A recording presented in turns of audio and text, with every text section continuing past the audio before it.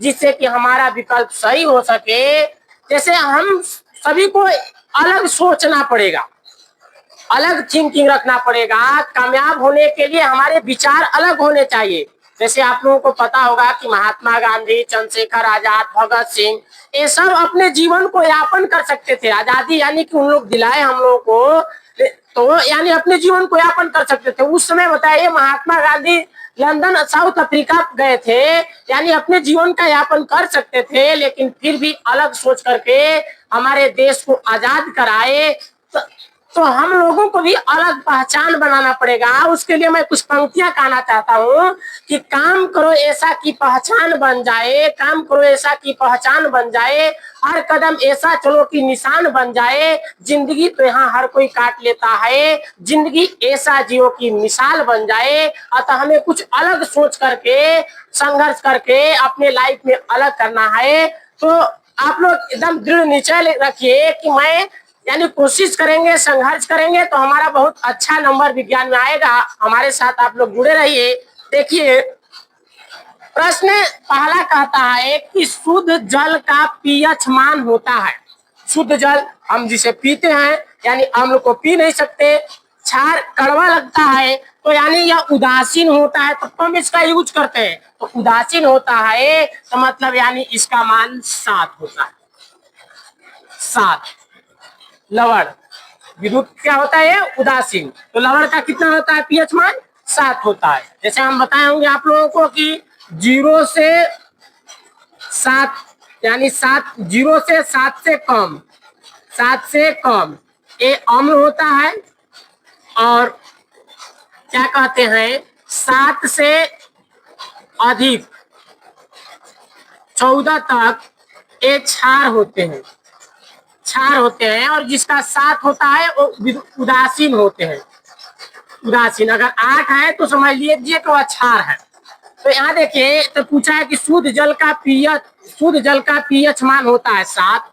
प्रबल अम्ल के जलीय विलयन में किसका आधिक्य पाया जाता है? जो अम्ल होता है, इसमें देख लीजिएगा, अम्ल देता है तो H+ आयन देता है, हम बताए होंगे। OH है, होगा नहीं, यानी Cl है, या होगा ही नहीं। यहाँ Na+ है, होगा ही नहीं, क्योंकि H देता है, H+ देता है, हम इसको छांट देंगे। ये सही हो गया। हम विकल्प के अनुसार भी छांट सकते हैं। अगर हमें प्रश्न नहीं आ रहा है, हमें प्रश्न नहीं आ रहा है, तो हम विकल्प के अनुसार भी हम यानी कि चूज कर सकते हैं कि कौन सही हो सकता है। और पाचन के दौरान उत्पन्न जठर रस में यानी कि जठर रस की पीएच होती है। पाचन के दौरान उत्पन्न जठर रस की पीएच होती है, पीएच मान। तो याद देखो, जो पीएच होता है, थोड़ा सा ढाकार जब आता है, जब पाचन होता है तो थोड़ा सा अच्छी लगता है, अजीब टाइप, जलन टाइप का होता है कि नहीं होता है, जलन टाइप का होता है। तो यानी इसमें देखना 7 से कम हो जाएगा, यानी जलन होता है, अम्ल पाया जाता है उसमें, हल्का अम्लीय होते हैं, जठर रस जो होते हैं अम्लीय होते हैं। इसका हो जाएगा 7 से कम। अब देखना Fe2 + O3 + 2 ACl Al2O3 + 2 Fe। पूछा है कि निम्न में से कौन सा अभिक्रिया है? तो यहाँ देखो, संयोजन तो है नहीं, संयोजन मतलब 2 को मिल करके एक को बनाया नहीं है, तो संयोजन के काट दीजिए। अब यहाँ ये कले ई है, मतलब इसका विस्थापन भी नहीं हुआ कि इससे विस्थापन होकर अलग दूसरा चीज बना ले, नहीं हुआ है। तो ये द्विविस्थापन भी नहीं होगा, क्योंकि आयनों का आदान प्रदान नहीं हुआ है।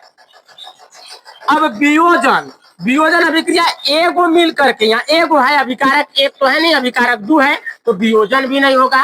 अर्थात ये जो एल है, एक ही को अलग कर दिया, एक ही अलग हो गया, तो हम यहाँ छांट देंगे कि विस्थापन हो गया। इस तरह से छांट सकते हैं। अब यहाँ कह रहा है पीएच मान 8.5 वाला विलयन कौन हो सकता है? 8। हम वही बताया आप लोगों को कि 8 यानी जो होता है, यानी 7 से जो अधिक हो जाएगा वह क्या हो जाता है? 7 से अधिक जो होता है क्षारीय होता है। क्षारीय छांट दीजिए, ये सब काट दीजिए, हो गया। तो इस तरह से अगर आप लोग विकल्प को ध्यान से रखकर छांटेंगे कि हम यानी कि अगर हमें सवाल यानी इस प्रश्न के माध्यम से नहीं आ रहा है, तो हम विकल्प के माध्यम से भी छांट सकते हैं कि कौन विकल्प संभवतः सही हो सकता है। यह पैटर्न अगर आप लोग अपनाते हैं तो आप लोगों का 20 में 20 सही हो जाएगा। कोई प्रश्न होते हैं कि हमें यानी सवाल के माध्यम से, प्रश्न के माध्यम से आ रहा है तो उसको हम लब से छाट देंगे। कोई प्रश्न होते हैं कि हमको यानी सवाल यानी प्रश्न के माध्यम से नहीं आ रहे हैं तो मैं उसको विकल्प के माध्यम से ट्राई करूंगा कि शायद हमें विकल्प से वह सवाल यानी वह प्रश्न बन जाए। तो यह पैटर्न आप लोग जरूर अपनाइएगा बोर्ड एग्जाम में। धन्यवाद। अगर आप लोगों को हमारा वीडियो पसंद आया होगा तो हमारे चैनल को लाइक कीजिए, सब्सक्राइब कीजिए।